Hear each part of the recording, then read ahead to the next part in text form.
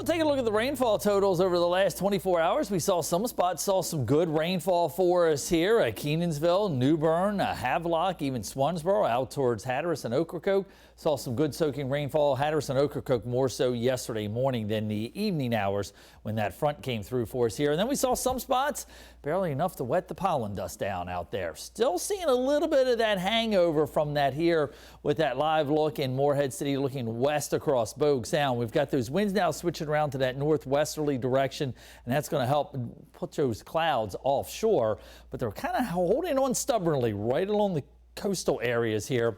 We do have the last little bit of the thickest cloud cover now sliding offshore as that front moves away, with drier air coming in on those northwesterly winds that are going to give us plenty of sunshine as we head on in through this afternoon. Yesterday we saw dew points that are in the mid 60s.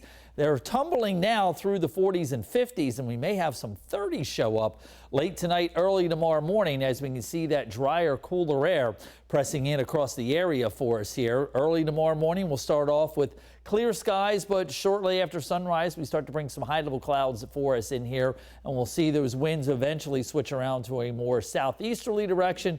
You'll notice those dew points and the humidity levels start to climb yet again for us here. And as we get through Thursday, Friday, Saturday, we're going to be looking at hot and humid conditions with those dew points back up into the mid to upper 60s for us here. And that's pretty much where we're going to hold going into the upcoming weekend.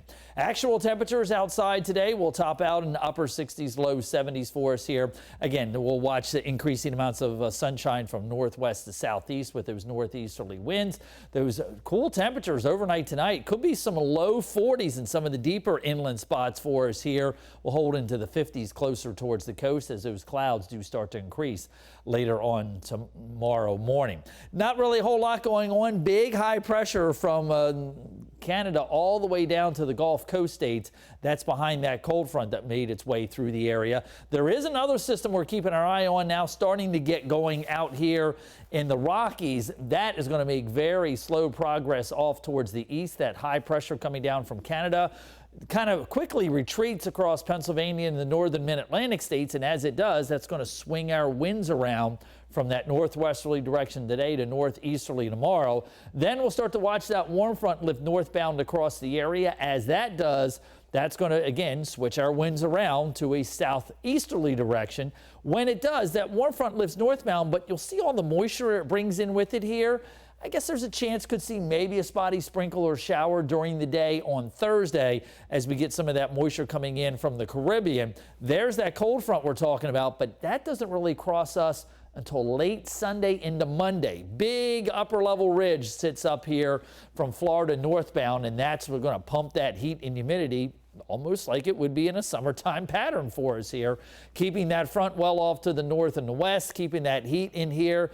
Hazy, hot, and humid weather comes back in for us here. These could be the hottest days of the year so far. There could even be maybe a 90-degree reading in some of the inland spots, just depending on how much of that high-level cloudiness we see gets into the pattern and then sticks around through the weekend here. But definitely hot and humid weather coming our way. And you'll notice that front starts to move in here after sunset Sunday night. We'll see showers and thunderstorms possible in here on Monday. It is possible the daytime highs could occur in the early morning hours on Monday, and those temperatures drop from there with much cooler temperatures coming our way as we head on into the middle part of next week. In fact, I think as we get into middle of April, we're going to be seeing colder temperatures than we're going to be seeing this weekend for sure.